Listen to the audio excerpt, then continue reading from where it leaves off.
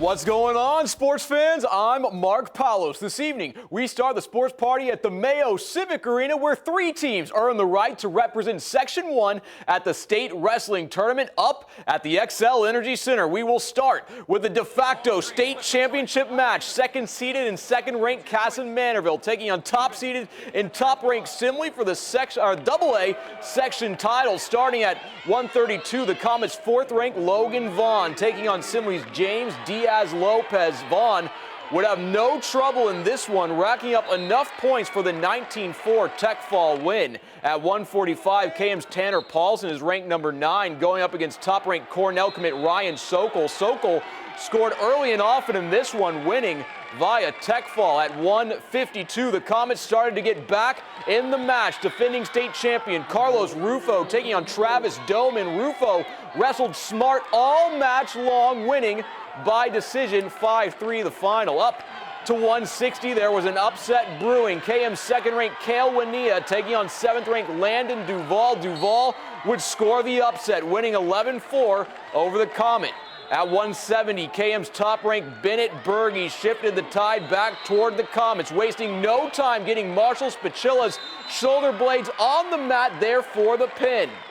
Then, at 195, we had a matchup of the number 1 and number 2 ranked wrestlers in the state, but Simley's Gavin Nelson couldn't keep up with the speed or intensity of Patrick Kinney, with the number 1 wrestler in the nation winning via Tech Fall 20-5, but it would not be enough for the Comets as they fall to top-ranked Simley 46-19 in a matchup of the top 2 teams in the state. After the match, KM head coach Jamie Height told me just how much this loss hurt. We knew coming here we had to be big today, and we weren't big enough. We didn't execute enough and, let some things get away from us and let some bonus points get away from us, and they capitalized on it. It hurts right now. It stings. There's no doubt about it, and it's something that we wanted, we felt good about, we felt we were prepared, but like I said, we didn't wrestle big enough, we didn't execute the way we needed to win. Now down to Class A, 3-seed Dover Yoda upset 2-seed ZM to get to the section championship, taking on top-seeded GMLOS. We'll start at 106 with GMLOS's Anthony Romero, ranked 3rd in Class A, taking on 6th-ranked Brody Kellen from DE. Romero would win the clash of the top 10 wrestlers via fall, setting the tone early. At 132, DE's Gavin Gust, ranked number 6. Here he is against Lucas Winfield. Here's Gus getting a few 2-point takedowns as he would go on to win via fall. At 138, DE senior Taylor DeFrang, ranked number 4. He wasted no time pinning Corbin Ludeman of the Bulldogs, picking up the pin for the win.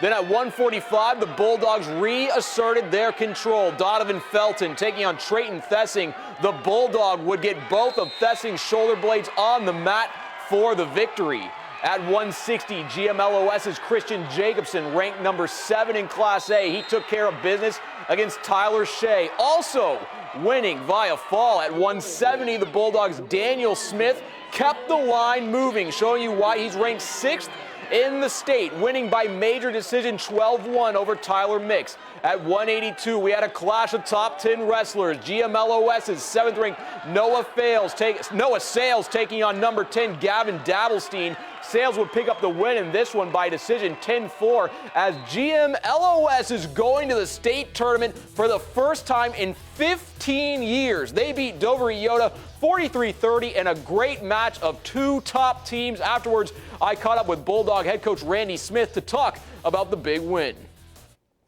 This is a big team effort. It's been since 2006 that we actually made it to Rochester, and then 2005 since we made it to state. So these guys have been chipping away. They've been on the same team with each other since they were real young, 5th, 6th grade, and they just kept together, kept as a team, and just kept working hard. Last of the AAA Section 1 Championship, 3rd-seeded and 6th-ranked Owatonna taking on top-seeded and 5th-ranked Northfield. Will start at 106. Owatonna's Cale Robb, ranked number 9 in AAA, taking on the Raiders' Brady Gore. Robb worked quickly for the pin in this one, as Owatonna showed they were not to be trifled with. At 120, Northfield's 7th-ranked Jake Messner taking on Owatonna's 8th-ranked Eves Evelard. It would be the Raider coming out on top in this one, winning by decision, 10-5 the final. At 126, this match was an absolute battle of wills. Northfield's third-ranked Chase Murphy taking on the Huskies' ninth-ranked Cannon Hable. Murphy would get a third-period takedown to win by the slimmest of margins, 2-1. But Owatonna's battle-tested at 145. Jerez Aldridge wrestled a beautiful match against Gavin Anderson, proving too fast and too skilled for his opponent, winning by 4-1 decision. At 160, Owatonna's top-ranked Landon Johnson breezed through his match against Ethan Johnson, no relation, wrestling at a different level of intensity than his opponent, winning by major decision. Owatonna used a pin by fourth-ranked Isaiah Noldner at heavyweight to score the upset over top-seeded Northfield, capping off a wildly entertaining day of wrestling out at the Mayo Civic Arena. Barrett, that's sports here on Saturday. All right, big day. Thank you, Mark. We'll be right back.